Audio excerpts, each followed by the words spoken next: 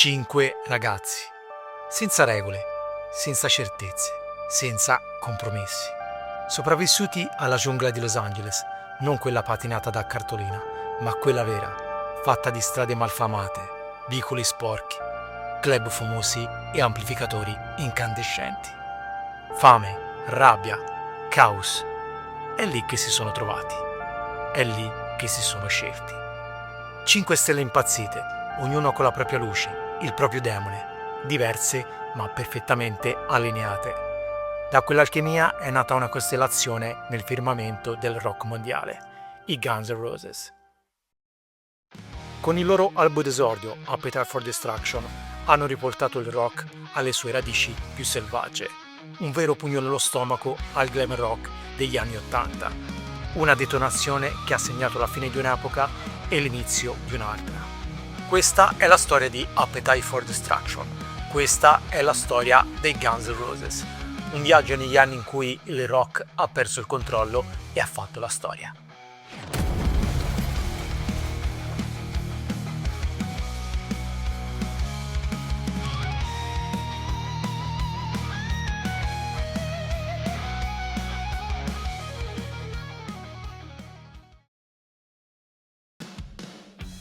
Negli anni '80 il Sunset Strip a Los Angeles è il cuore pulsante della scena heavy metal, con un'esplosione di musica e stile glam rock. I club come il Whiskey a Go Go, il Roxy e il Rainbow non sono semplici locali, ma templi del rock duro, dove si esibivano band come Van Halen, Motley Crue, Ratt e Poison, attirando folle di giovani desiderosi di rock e divertimento. Il periodo era segnato da un'estetica vistosa, capelli cotonati, trucco marcato, abbigliamento appariscente e fan che imitavano lo stile delle band glam metal. L'atmosfera era carica di energia e adrenalina, la musica sparata a volumi altissimi, le piste che si infiammavano e ogni notte sembrava l'occasione giusta per farsi notare o per lasciarsi andare. È il regno dei riff patinati pensati per MTV, dall'immagine che brilla più del suono. Il glam rock regna, ma sotto quella superficie patinata si muoveva qualcosa che non voleva brillare, voleva bruciare.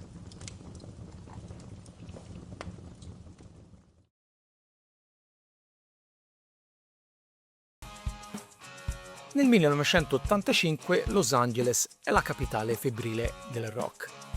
Una giungla elettrica popolata da centinaia di band affamate di palco. Il crocevia dove ogni sogno amplificato trova un palco o finisce inghiottito dal rumore degli altri. Nel rumore di fondo emergono due nomi: Hollywood Rose e LA Guns. Gli Hollywood Rose sono il progetto del carismatico Axl Rose. Voce infuocata e carattere pronto ad esplodere per qualsiasi cosa. Con lui Izzy Stradlin, il tipo che non parla troppo, ma porta sempre un giro di chitarra che funziona. Dall'altra parte ci sono gli LA Guns, guidati da Tracy Guns, chitarrista ambizioso con il tiro giusto per farcela, ma ancora in cerca di quella scintilla che lo lancerebbe davvero nella scena di Los Angeles. Tra prove, tensioni e una fusione ancora instabile, nasce una nuova band. Il nome arriva quasi da solo: Guns N' Roses. La prima formazione dei Guns N' Roses è composta da 5 nomi: Axl Rose alla voce, Izzy Stradlin alla chitarra ritmica, Tracy Gunn alla solista, Holly Bike al basso, Rob Garden alla batteria. Ma il nome è pronto prima del suono, la vera band ancora no. Qualcosa non si accende, il suono non vibra davvero e il feeling non prende forma. Holly Bike è il primo ad andarsene, licenziato dai due leader naturali del gruppo, Axl e Izzy. Non lo ritenevano adatto al sound che avevano in mente. I Guns N' Roses non perdono tempo, si mettono subito alla ricerca di un nuovo bassista più vicino alla loro visione. A Los Angeles l'instabilità delle band è quasi una regola. Le formazioni si cambiano di continuo, i musicisti si incrociano, si scambiano, si perdono e si ritrovano. Tutti frequentano gli stessi club, il Whiskey a Go Go, il Roxy, il Troubadour, tutti conoscono tutti. È in questo intreccio Casey si ricorda di un ragazzo alto, biondo, con lo sguardo sveglio e una calma che contrasta con l'energia quando suona il suo basso. Il suo nome è Duff McKagan. Un ragazzo di strada, come lui ed Axl, che si è fatto le ossa nella scena punk underground di Seattle, la sua città natale. Concerti nei garage, tour improvvisati e un'unica ossessione, quella di suonare, che lo ha portato fino a Los Angeles, la mecca del rock anni 80. Duff entra nei Guns N' Roses come nuovo bassista e qualcosa finalmente si muove nella direzione giusta. Il suo arrivo porta quella sferzata punk che ai Guns mancava, ma ancora non basta per trovare il suono giusto. Duff è entusiasta del progetto, sente subito un forte feeling con Axl e Easy.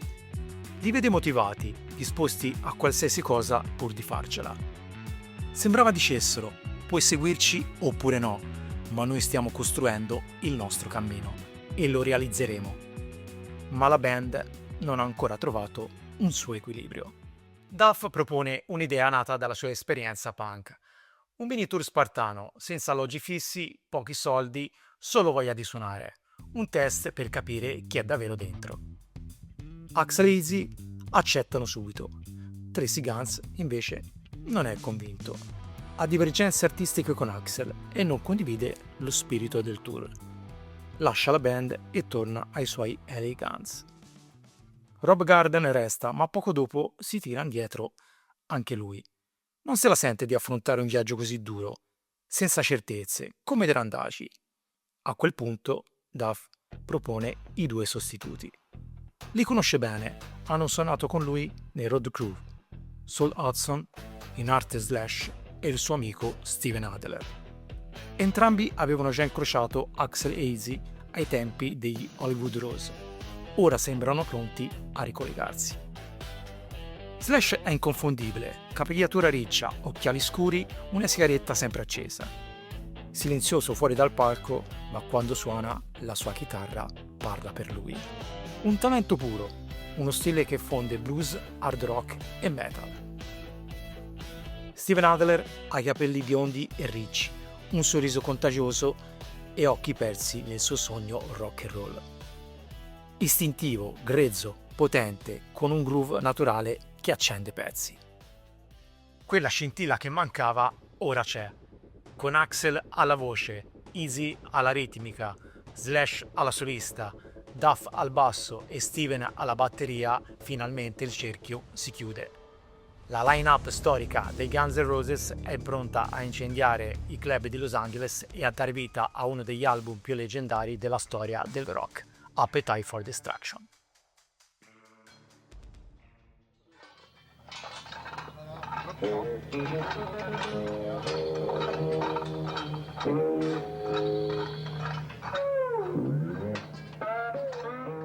Già dal primo pezzo provato insieme, l'intesa fu immediata.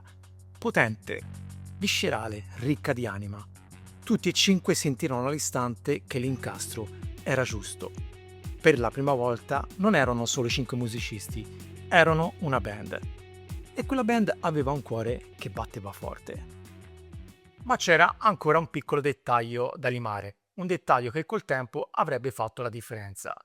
Easy e Duff non sopportavano le batterie enormi, ridondanti, tipicamente metal, come quella di Steven Adler che all'epoca suonava con una doppia cassa. Così, a sua insaputa, iniziarono a nascondergli i pezzi. Il set si riduceva ogni giorno, finché Steven si ritrovò con lo stretto necessario. Quel nuovo setup, imposto quasi per scherzo, avrebbe finito per definire il suo stile, istintivo, diretto, con un groove che avrebbe influenzato generazioni di batteristi rock. Dopo pochi giorni avevano già una scaletta di canzoni prese dai gruppi precedenti. Il 6 giugno 1985 la formazione di Appetite for Destruction è pronta per il suo primo show ufficiale. Il palco è quello dei Troubadour, uno dei templi del rock di Los Angeles, tappa obbligata per ogni band emergente. È una serata intensa, piena di energia, una di quelle che lasciano il segno. E per i Guns N' Roses è solo l'inizio. Il motore è acceso. Ora serve soltanto una strada da percorrere. Il gruppo decide di partire per il tour che Duff aveva proposto settimane prima, quello che verrà ribattezzato Hell Tour. Questa volta non ci sono dubbi, il gruppo è deciso, unito, pronto a tutto pur di suonare e farsi conoscere. Il piano è chiaro, prima tappa Sacramento, poi San Francisco, Portland e infine Seattle, la tappa conclusiva, dove Duff voleva tornare a suonare nella sua città natale. Con loro ci sono anche due amici fidati, Danny e Joe. Danny mette a disposizione la sua vecchia Buick LeSabre 455 Big Block, una macchina enorme, vissuta, dotata di gancio traino. Montano tutti e 7 in macchina, stretti, scomodi, ma con un entusiasmo che li porta oltre ogni ostacolo. La strumentazione viene caricata in un carrello noleggiato, agganciato dietro. Sono pronti a vivere la giornata, dormire dove capita, mangiare quando possono. È il loro battesimo del fuoco. Ma il tour prende subito una piega imprevista. La macchina si ferma, il motore è fuori uso. Riescono a raggiungere una stazione di servizio, ma il pezzo di ricambio non arriverà prima di qualche giorno. Danny e Joe decidono di restare ad aspettare. La band invece non ha tempo da perdere, prosegue con l'autostop, sperando che i due amici li raggiungano più avanti con gli strumenti rimasti nel carrello. Una dopo l'altra le tappe previste saltano. Sacramento, San Francisco, Portland, tutte cancellate. Il viaggio si trasforma in una corsa disperata verso Seattle, quella che da ultima tappa è diventata la prima e l'unica. Dopo un interminabile viaggio, arrivano a Seattle, al Gorilla Garden. È il loro secondo show e il primo vero test della formazione definitiva. Sono sfiniti, sporchi, con addosso il peso di un viaggio che sembrava non finire mai. Suonano con strumenti prestati, senza prove, con l'adrenalina al posto del sonno. Con queste premesse, il concerto non si rivela all'altezza delle aspettative. In più, il titolare del locale non vuole pagarli. Scoppia una discussione. Alla fine ottengono solo una parte del compenso pattuito. Ma non è quello che conta. Quel viaggio, quel concerto, quel caos, tutto ha cementato qualcosa. Quell'esperienza l'ha uniti fortemente e ora sono pronti a prendersi tutto. Il fuoco li ha battezzati. Ora devono imparare a domarlo.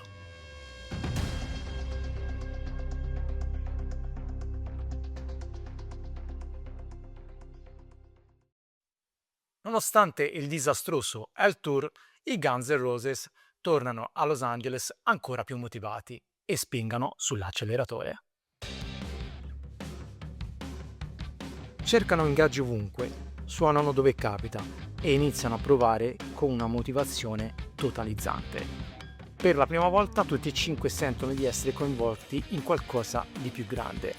Non è solo una band, è una missione.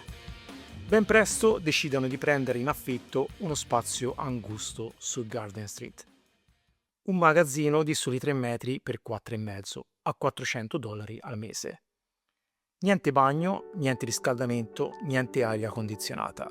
Solo corrente, sufficiente per alimentare gli strumenti e i loro sogni. Quel luogo diventa il loro quartier generale, un rifugio dove suonare, dormire, fare feste e vivere. Col tempo, quel magazzino prenderà il nome leggendario di Hell House. È dentro quel buco che il suono prende forma. Ogni prova è un'esplosione, ogni riff un passo verso qualcosa di leggendario. La band inizia a condividere ogni ora del giorno. Vanno ai concerti, affliggono locandine, lavorano sulle canzoni come un'entità unica.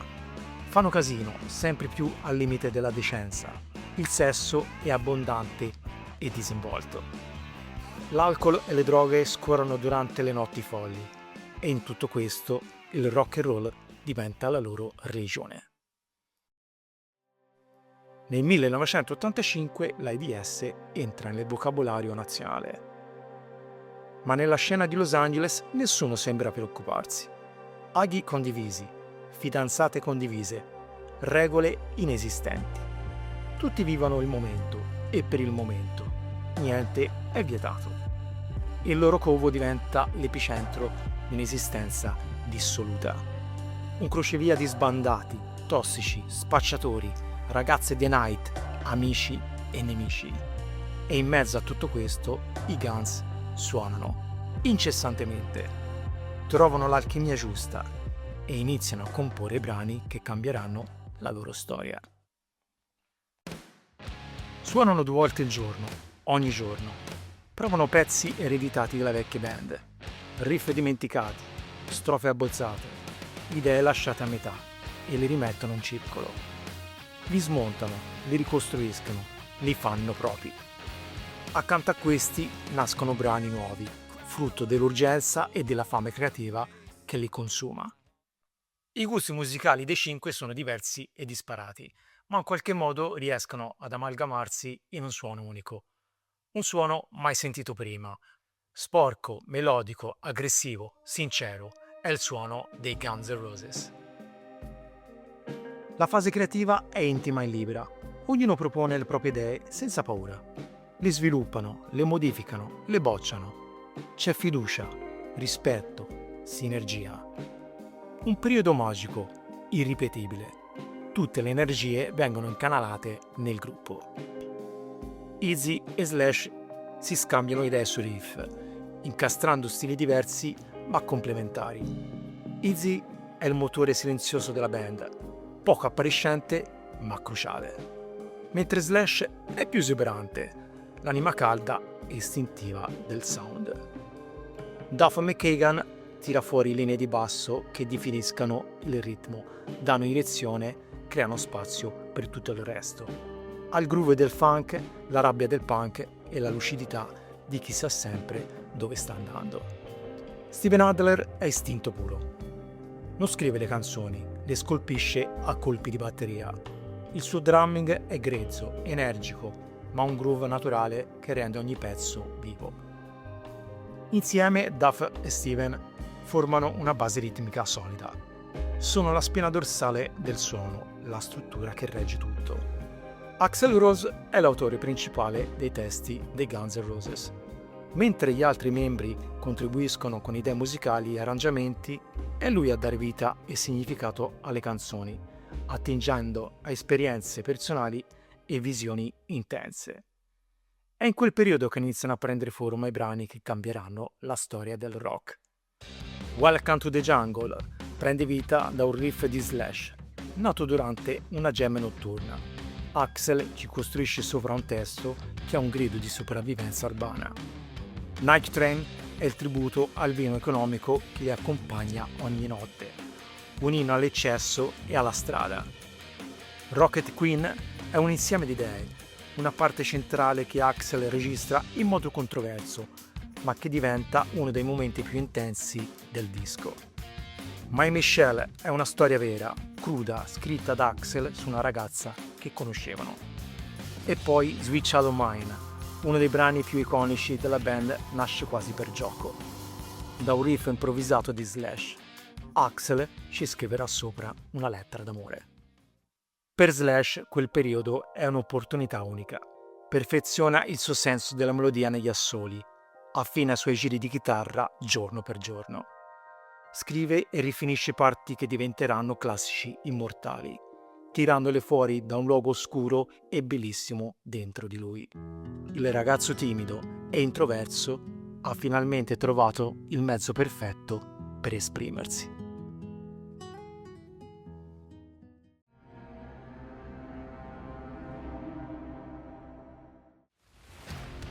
A ogni concerto i Guns N' Roses attirano sempre più pubblico. La voce corre veloce per tutta Los Angeles. C'è una band che suona con rabbia, cuore e verità. Non sono glam, non sono punk, non sono metal. Sono qualcosa di nuovo, qualcosa che non si può incasellare. La scena musicale li osserva con attenzione. I club sono pieni, le serate diventano appuntamenti imperdibili. La gente non va solo per ascoltare, ma va per sentire e respirare l'energia che sprigionano sul palco. Intorno a loro nasce un forte interesse. Manager, produttori, etichette discografiche iniziano a girargli intorno, gli squali fiutano il potenziale. Ma i Guns N' Roses non si lasciano sedurre facilmente. Capiscono che valgono e non hanno alcuna intenzione di svendersi al miglior offerente. Non è una questione di soldi, al centro del loro progetto c'è la musica, la loro identità, la loro autenticità. Non vogliono compromessi, non vogliono essere cambiati nemmeno di una virgola. Sanno chi sono, sanno cosa vogliono e cercano la persona giusta, la situazione giusta. Qualcuno che li capisca davvero, che non voglia venderli, ma accenderli. Sentano che le cose stanno girando nel verso giusto. L'aria è elettrica e proprio in quel momento arriva Tom Zutaut.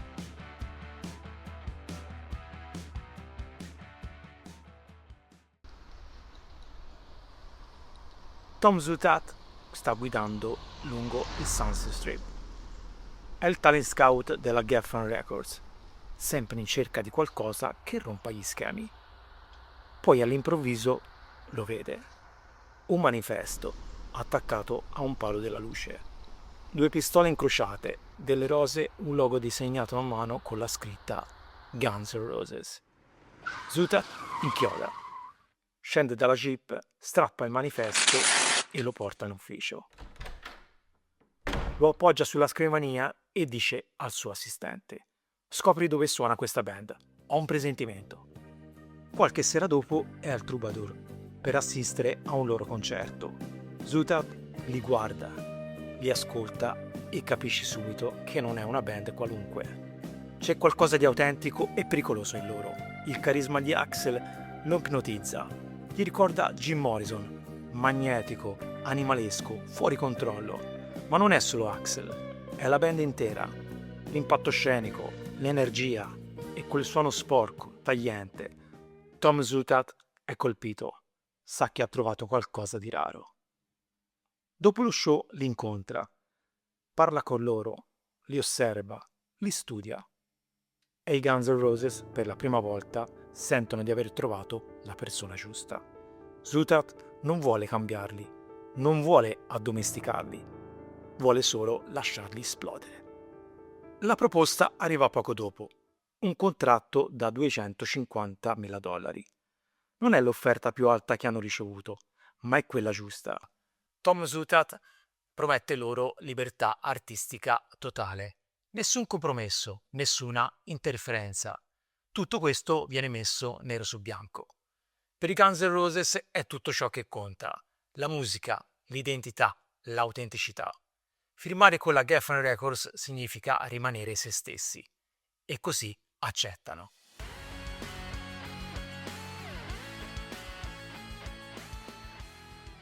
La firma con la Geffen è fatta. I Guns N' Roses hanno finalmente un contratto. Hanno i soldi, la libertà artistica, tutto ciò che volevano. La creatività è alle stelle. Scrivono, suonano, sperimentano. Le idee scorrono come fiumi in piena. Il loro stile tossico domina le giornate. Le droghe non sono solo un vizio, sono parte del processo creativo. Quando Easy e Slash si fanno, scrivono di più. L'eroina scioglie le inibizioni, cancella le insicurezze. Slash si sente a suo agio, sicuro di sé, pronto a collaborare. Le prove diventano momenti di ispirazione pura. È il periodo più prolifico e più pericoloso della loro carriera. Una sera, mentre Slash si esercitava a un riff semplice ma ipnotico, usando una diteggiatura non ortodossa per evitare le solite scale, Easy lo ascolta e gli dice che gli piace. Tira sugli accordi. Duff aggiunge il giro di basso, Steven dà il tempo con la batteria e nel giro di un'ora quel riff diventa una canzone. Axl non partecipa, ma ascolta dalla sua stanza. Il giorno dopo, ispirato, ha già scritto il testo. Nasce così Sweet Shallow Mine, un'ode alla sua ragazza Erin e il futuro più grande successo della band. Ma intorno tutto è instabile, la vita è un disastro. Le droghe sono ovunque, non più solo un vizio da backstage, ma una presenza costante. Steven Adler, Slash e Easy sono immersi nell'eroina e nel crack. Duff è sempre più alcolizzato. Le giornate si confondono, le notti si allungano. Il controllo è difficile da mantenere. La band è in una spirale autodistruttiva. Ma il vero punto critico non è solo la droga, è Axl Rose. Axl è il fuoco che alimenta la band, ma è anche la fiamma che rischia di bruciarla. Alterna momenti di energia intensa a giorni in cui viene sopraffatto da un umore nero. Sparisce, salta le prove, si chiude in se stesso. Un minuto prima illumina il palco con il suo ego. Quello dopo è un incendio che minaccia di distruggere tutto. È sfrontato, imprevedibile, magnetico. Il suo carisma definisce l'identità della band, ma la sua instabilità è un'arma a doppio taglio. Un peso da 90, che col tempo inizierà a pesare sull'equilibrio del gruppo. Zootout osserva tutto. È entusiasta del potenziale, ma terrorizzato dalla deriva.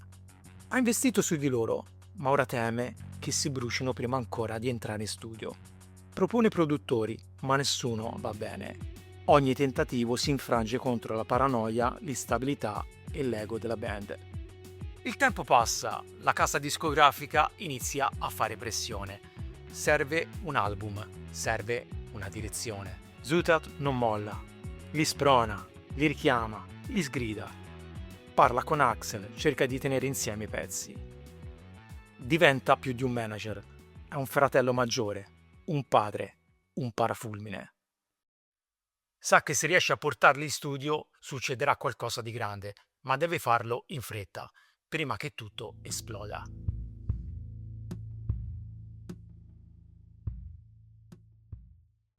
Dopo settimane di caos, qualcosa si muove. Zootout riesce a scuoterli. Li richiama alla realtà, li costringe a guardarsi allo specchio. La band si dà una svegliata. Non del tutto, non definitivamente, ma abbastanza per rimettersi in carreggiata.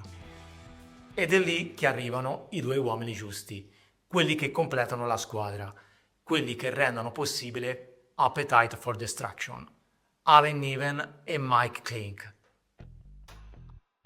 Il primo è un manager neozelandese, affascinante, eccentrico, lucido. Non vuole cambiare Guns, vuole proteggerli. Lascia loro piena libertà creativa, mentre lui si occupa del resto, strategie, immagine, direzione. La prima mossa è semplice ma geniale. Prende alcune demo, aggiunge una traccia live e confeziona un EP grezzo e potente. Nasce così Live Like a Suicide. Non è un vero album, ma è sufficiente per farsi notare. Allen sa come farli esplodere sul mercato senza snaturarli e nel frattempo tiene il contatto con la Geffen, gestisce la pressione e li difende da tutto ciò che è esterno alla musica. Il secondo è un produttore riservato, metodico e concreto. Mike Link ha esattamente quello che serve: la capacità di incanalare l'energia della band verso qualcosa di produttivo. Con pazienza e precisione li cattura nel loro stato più puro. Il suono dei Guns N' Roses non viene costruito, viene preso al volo nel momento in cui esplode. Con Allen fuori dallo studio e Clink dentro, finalmente i Guns N' Roses trovano un equilibrio, una direzione, una squadra e così entrano in studio. È l'inizio di Appetite for Destruction.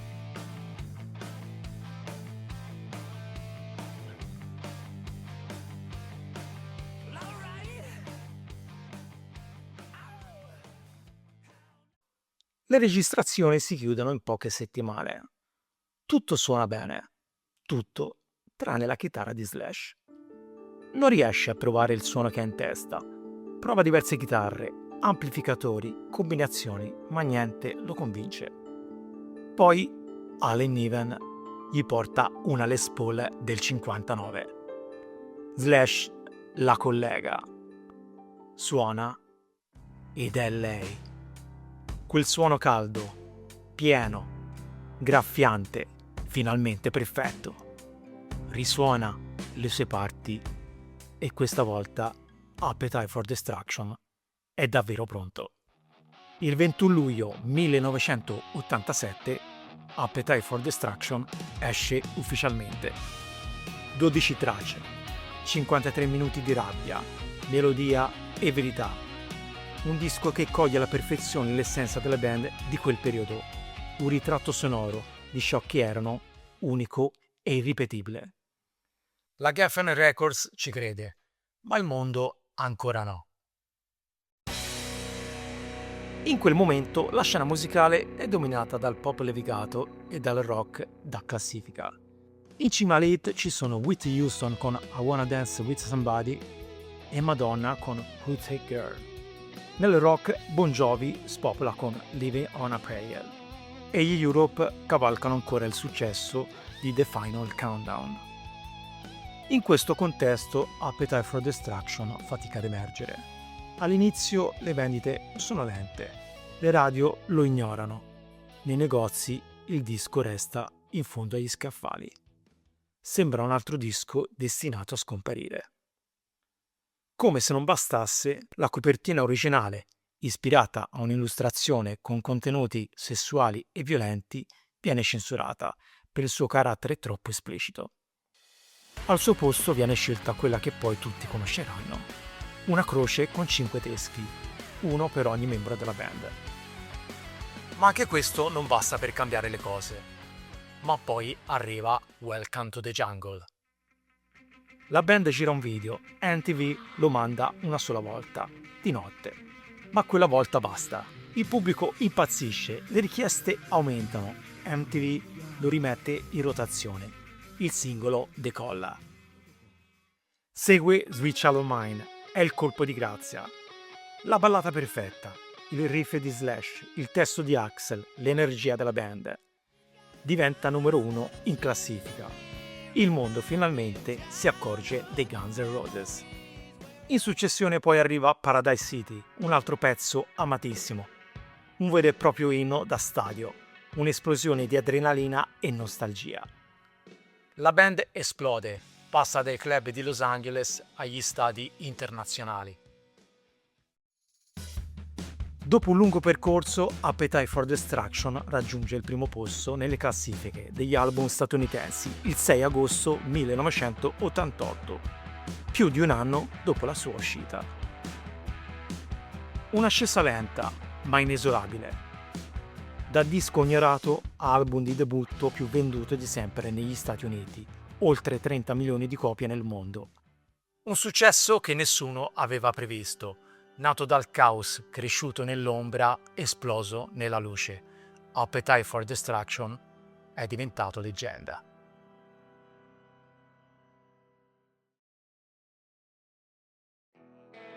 I dischi leggendari hanno un potere raro, non sentono gli anni che passano, restano intatti. Evidentemente è così anche per Appetite for Destruction.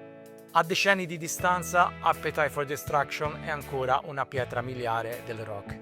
Il tempo non ha scalfito la sua forza. Con questo album i Guns N' Roses non hanno solo incarnato l'essenza del rock and roll, hanno firmato uno dei momenti più alti della storia del genere. Nel loro mondo disconnesso, fatto di eccessi, alcol, droghe e risse, stavano scrivendo un capolavoro, riportando alla fine degli anni '80 il rock alla sua natura più cruda. Appetite for Destruction non è stato solo un successo, è stato un momento irripetibile, un'esplosione creativa nata dal caos, che ha trasformato 5 ribelli autentici in icone rock. Da quel momento il rock ha avuto un nuovo punto di riferimento, 5 personalità diverse, ma con un'alchimia unica. Steven Adler, dal groove istintivo che accendeva i pezzi. Duff McKagan, l'anima punk che dava spina dorsale al suono della band. Izzy Stradlin, il cuore ritmico e silenzioso della band, il fantasma creativo dietro ogni brano. Slash, il solista magnetico che trasformava rabbia in melodia. Axl Rose, il leader inquieto dal carisma esplosivo e una voce che bruciava e seduceva. Nel cuore pulsante di quegli anni tutto ha funzionato. Il caos ha trovato forma, la rabbia ha trovato voce, il rock ha trovato casa. Hanno trovato un equilibrio nella loro vita intensa e disordinata, un equilibrio che negli anni successivi si rivelerà troppo fragile. Ma questa è un'altra storia.